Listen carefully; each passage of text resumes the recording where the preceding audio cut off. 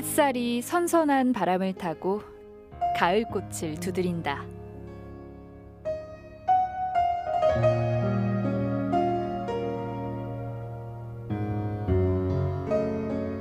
탐스럽게 익어가는 홍시는 해마다 찾아온다는 약속을 한 번도 어긴 적이 없다.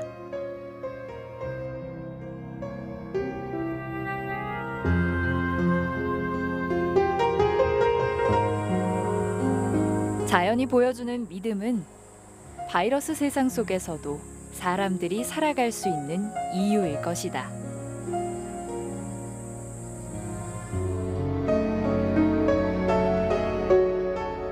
고향처럼 정겨운 풍경.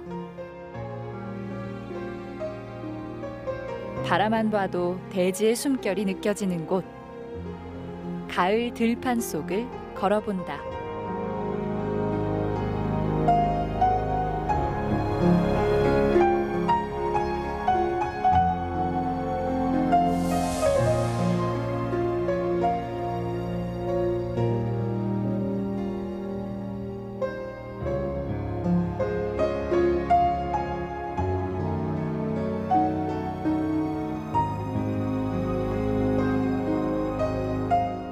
널따란 평야가 군데군데 야트막한 산들을 품고 있다. 대하면 건장산 자락에는 고려시대 때 만들어진 3층 석탑이 들어앉아 있다. 잎도 노란 뉘엿 인자. 네, 예. 베어가지고 털면은 아, 바로 이제 그 들깨가 나오고. 그쵸. 무르익은 가을. 네. 야, 고추도 이제 막 아, 지금도 꽃이 피네. 정말요? 네. 아, 야, 탑이 저렇게 보이네. 여기 저희가 어릴 적에 소풍 오던 곳이에요.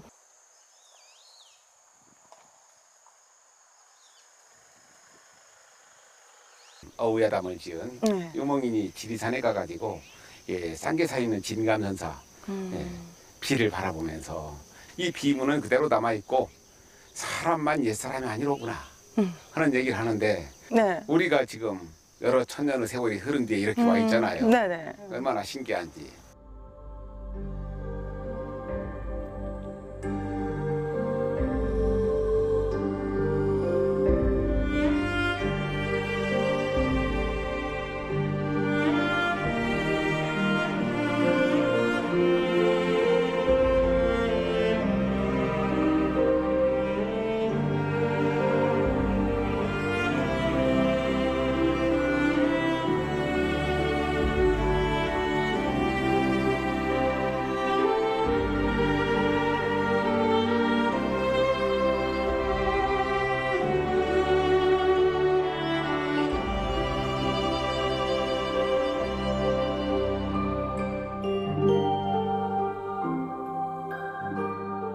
이 탑 때문에 저기 앞에 그 길이 탑천도고 그 너머에 그 만경강 상류 지류도 탑천이고 그래요. 그래요. 네. 그러니까 예전에는 상징적인 어떤 것을 가지고 그 지역의 지명을 다 정했던 거예요.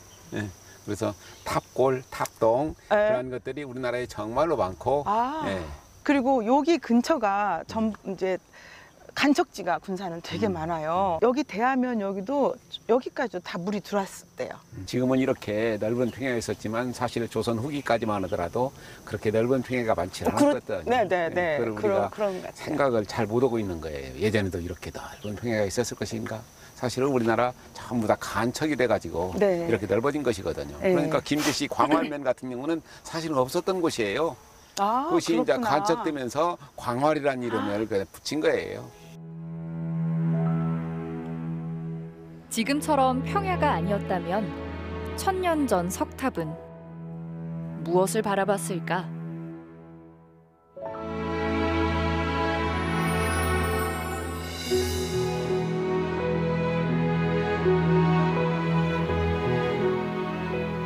탑동마을 앞 718번 지방도는 인피로 이어진다.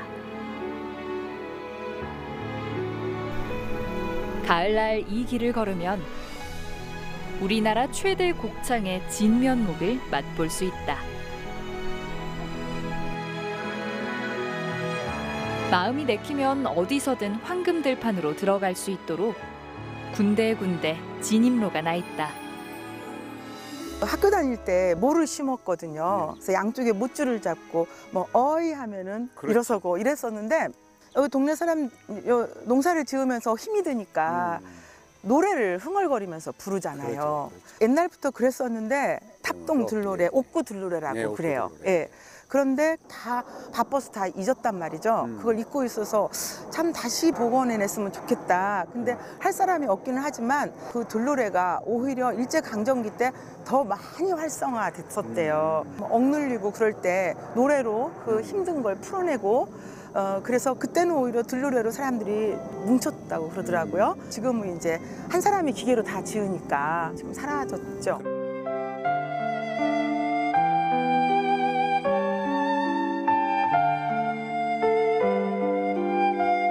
지금이야 풍요의 곳간이지만 힘이 없던 시절에는 무던히도 수탈의 아픔을 겪었던 곳이다.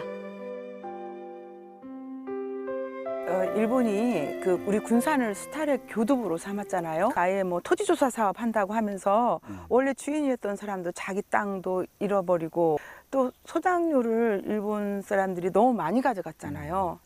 그래서 45에서 뭐 46% 정도 가져갔는데 특히 이제 그 인피중학교 지금 자리 이업사라는 농장에서는 75%까지 가져갔대요. 그래서 그 25% 갖고 거름 사고 농기구 사고 밥 먹고 어떻게 살겠어요?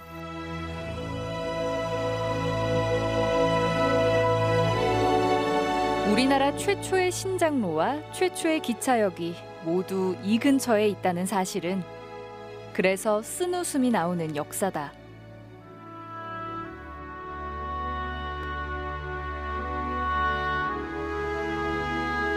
이제는 달리지 않는 군산선이 지금도 덩그러니 놓여 있다.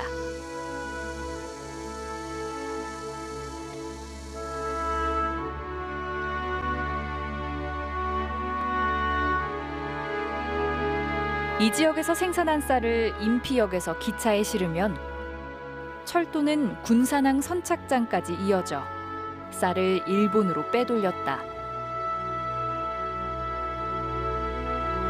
내 그림들이 많이 남아있는 것이 여기잖아. 네네. 그렇죠. 광복 이후 인피역엔 익산과 군산을 오가는 통근 열차가 정차했다.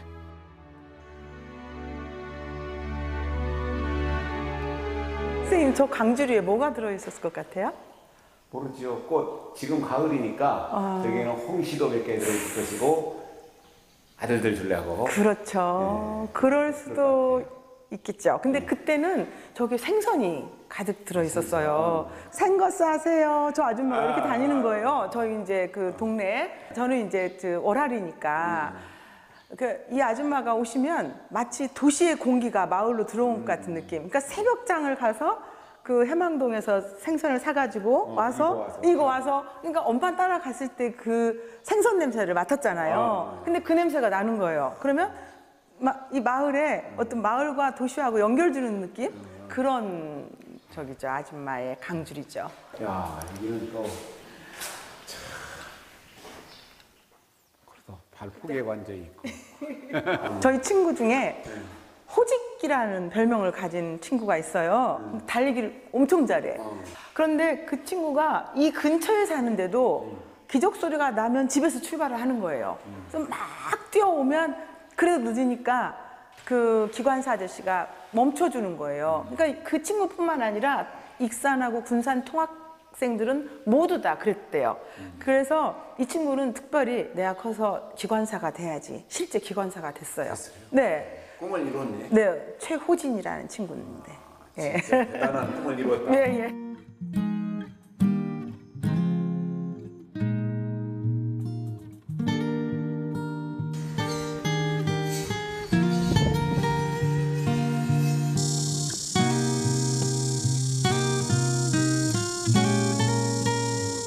이제 고등학교는 익산의 이리고등학교, 일여자고등학교, 남성고등학교, 무슨 뭐 또 이리농고 이런 데가 군산도 있었고, 있고. 군산은 군산고등학교, 군산상고, 군산여고, 뭐 멜볼딘 여학교, 거우 고등학생들이 통학을 많이 했었죠. 그렇군. 재미났겠네 그때. 예, 기차 안에서 그냥 눈 맞고. 그래가지고 결혼한 사람도 네, 그런 사람도 있었겠네. 있다고 그래요. 저는 이제 중학교 2학년 때 전학 가서 그 통학했던 추억이 별로 없죠. 없는데 그래도 이제 기차 타고 오면 인피역이 가장 이제 이게 먼저 고향 땅을 이렇게 밟는 곳이잖아요. 사실은 그 기적 소리만 들어도 네. 먼 곳으로 떠나고 싶은 네. 그 생각을 하게 되는 곳이 바로 여기인데 오늘 이렇게 한간 인피역에서 네. 그 옛날을 추억하고 있네요. 네. 그래서 지나가는 것들은 다 아름답다.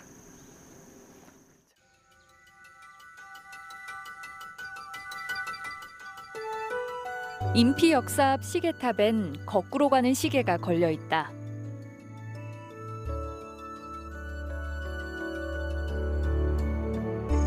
이 시계를 보는 순간 미래로 가던 시간은 갑자기 방향을 바꿔 뒤로 흘러간다.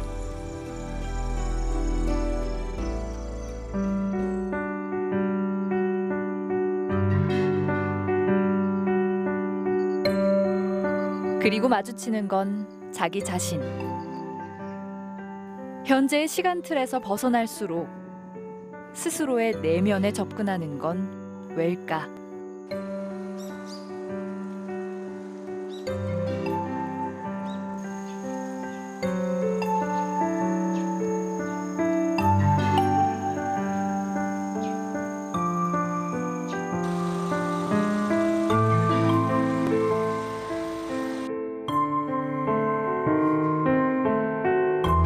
인피역에서 면소재지로 가는 길이 가을로 물들고 있다.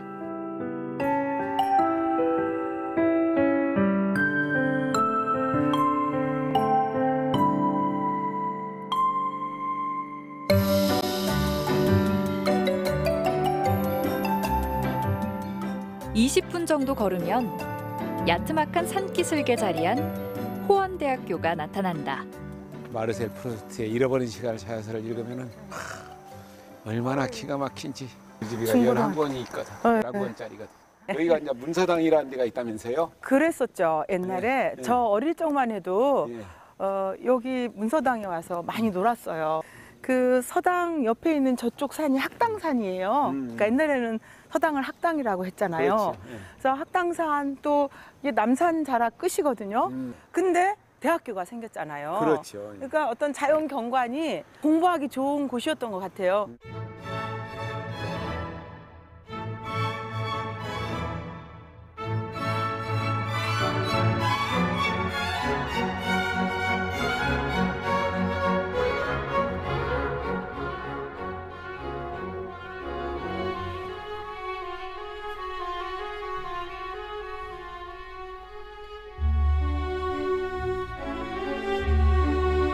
조선 그 중기쯤 해가지고 문희 선생님이라는 문 훈장님이 계셨어요. 네. 이제 이 훈장님이 굉장히 지혜로우셔가지고 김제나 이런 데서 올라오는 분들이 여기를 들려서 하룻밤 자고 그 나포 이쪽으로 해서 강을 건너가지고 과거부로 한양으로 갔대요. 아, 그래요. 그 아랫역 있는 데서 오다 보면 항토라든가 이런 흙이 묻어가지고 이제 선생님을 만나야 되니까 의관을 정지하고 흙도 털고 그래서 아까 인피역 옆에 있는 데 있죠. 아. 그쪽 동네가 신털매예요. 아. 신에 있는 흙을 털어가지고 이렇게 산처럼 쌓였. 산이 돼버렸다. 네, 예, 예.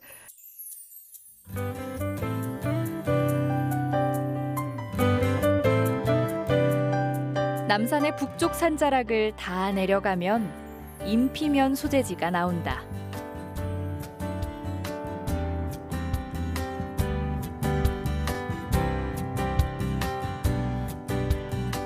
고려와 조선시대엔 인피현이었고 지금은 군산시에 통합됐다. 금강과 만경강 사이의 평야에 자리 잡고 있어 사통팔달, 교통의 분기점이다.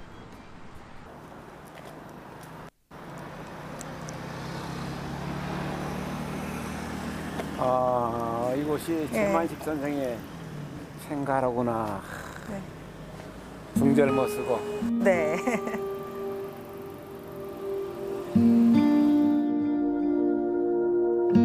최만식 선생은 1902년 여기 임피면 읍내리에서 태어나 한국 근대문학사에 큰 업적을 남겼다.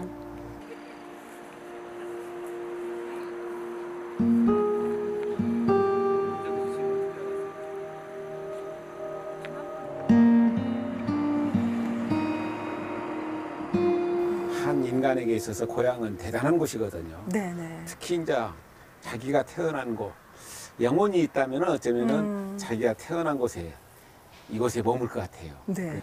우리를 지금 지그시 바라보고 계실 것 같아요. 네. 탁월한 문장가였죠. 예, 예. 그리고 이제 일제강점기 때 시민, 그 서민들의 삶을 가장 잘 표현했다고 보는데 예. 또 시대적 아픔과 함께 그렇죠. 굉장히 삶이 갈증과 아주 갈등으로 가득 찼던 것 같아요. 그렇죠. 예. 그래서 나는 이제 최만식 선생 문학에서는 뭐 레드메이드 인생, 네. 예, 그것이 이제 최만식 선생의 어떤 그 당시의 상황을 잘 묘사한 것 같아요. 네. 그리고 이제 태평천하라는 책이 네. 정말로 재미있는 책이거든. 네, 네. 그 당시에 이제 서울을 배경으로 쓴 아주 윤직원이라는 아주 네. 부잣집 예. 예, 욕심 많은 예. 영감 네. 예, 배경으로 썼는데 그걸 읽으면서 그 당시에 그 일제 풍경을 막 눈에 보이는 것처럼 활동 사진을 보는 것처럼 읽었던 기억이 있어요.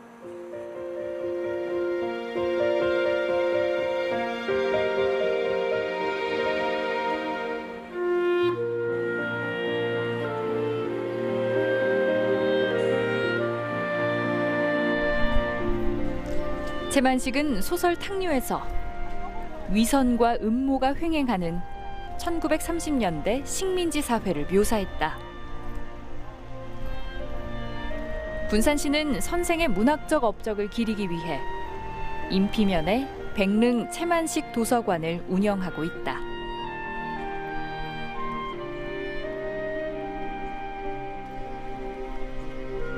아이들한테 많이 수업도 했는데.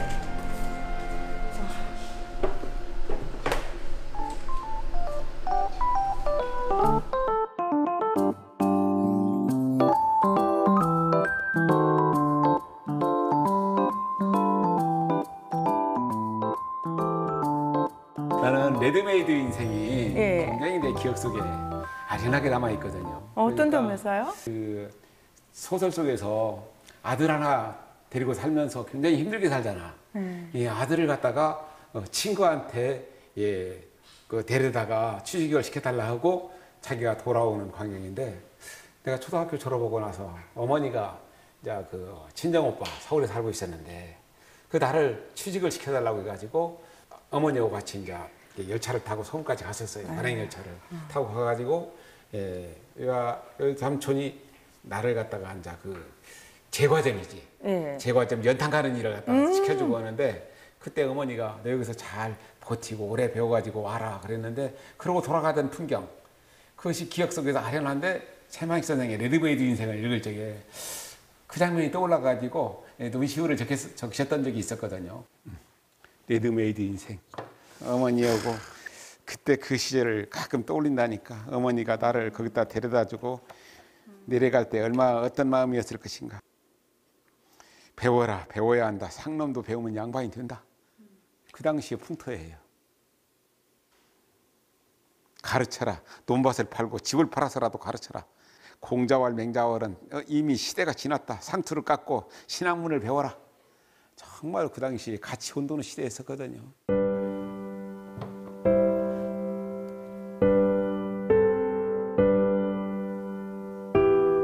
가치 혼돈의 시대. 최만식은 일제강점기가 끝나갈 무렵 강압을 이기지 못하고 10편의 친일 작품을 쓰고 만다.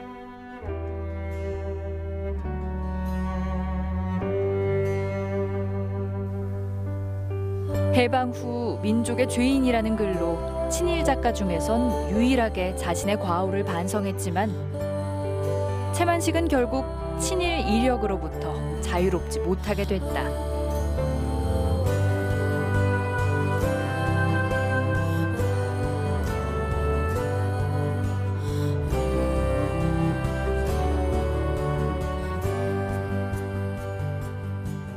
광복 80년을 향해 가지만 친일 논란은 현재 진행형이다. 지조를 지킨다는 것은 어떤 의미일까? 신념을 지키고 살다가 죽을 수 있다면 좋은데 대부분의 사람들이 지키다가도 나중에 어떤 삶이 어려워지거나 어떤 일을 당하게 되면 그 신념을 갖다가 무너뜨리게 되는데 최만식 선생 같은 경우도 소설 속에서 그렇게 풍자를 통해 가지고 그 사회를 비판했는데도 불구하고 나중에는 결국은 어떤 너무 오래 두다가 보니까 일제 36년이 굉장히 긴 시간이거든요. 결국은 자기의 신념을 버렸기 때문에 지금껏 사람들한테 많은 몰매를 맞기도 하고 그분은 유일하게도 사실은 자기가 잘못했다 했는데도 불구하고 지금도 돌팔매를 맞고 있거든요. 자, 볼까요? 네. 채만식 도서관 뒤편에 자리한 임피향교. 네네. 새삼 세상을 사는 올바른 방법이 무엇인지 공자 앞에서 자문해 본다.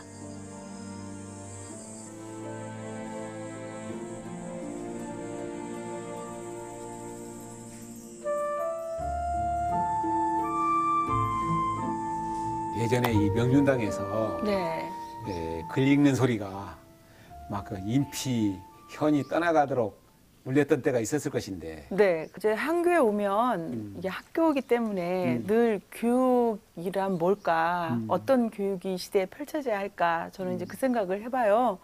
그런데 옛날에 한교는 그야말로 그 유교 경전이라든가 또 내지는 조상들의 어떤 삶의 지식과 정보 이런 걸 문자화해서 아이들한테 가르치는데 그 문자가 한자였잖아요. 그렇죠. 그래서 서민들은 뭐 한자 공부하는데 접근도 못했고 결국은 그 당시에 양방 구조의 재생산이었다고 봐요. 근데 요즘 또 마찬가지로 어떻게 보면은 좋은 학교, 좋은 직장을 위해서 암기 위주의 그러니까 뭐 천편일률적인 교육, 가르침의 교육을 하는 경우가 많이 있는데 저는 그 각자가 타고난 재능을 일단 불러일으켜서 자아 실현을 할 수 있는 이게 천편일률적이 아니고 결국은 옛사람들 정말 특별하게 살면서 세상을 바꿨던 사람들의 삶을 갖다가 우리가 공부하면서 또 자기 나름대로 새롭게 발전하는 그런 것들을 가르친다면 참 좋겠다. 나도 그런 생각을 해요. 향교의 역할이 지금은 그런 역할 같아요. 물론 뭐 공자왈, 맹자왈, 옛 명심보감을 가르치기도 하고 그런 것들도 중요하지만 이곳에서 우리 역사 속에서 뛰어난 선인들이 어떻게 살아가는가, 그 사람들의 삶의 자세는 무엇이었는가, 그 사람들이 추구했던 것은 무엇이었는가 그런 것들을 가르치는 향교가 됐으면 좋겠어요. 그러니까 그 훌륭한 유인들이 멀리 가지 않더라도 그 지역의 자연 속에서 보고 배우고 듣고 하면서 삶을 살았잖아요. 그리고 지역이 위기의 상황이 됐으면 또 기꺼이 또 자기 희생을 하는 자세도 자세로 삶도 살았고 그래서 이게 인피에만 있는 인피 한교 안에서 이 고장 색깔에 맞는 그런 교육이 이루어지면 좋겠다 생각합니다. 이 지역에 맞는 것. 네네네.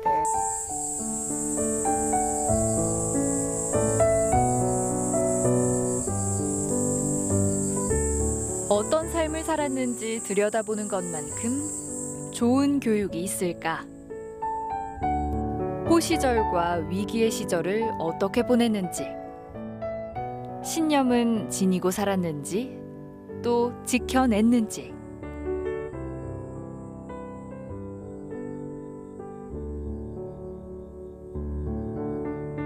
그리고 타인에 대한 날선 평가가 내 삶에도 적용되는 걸까?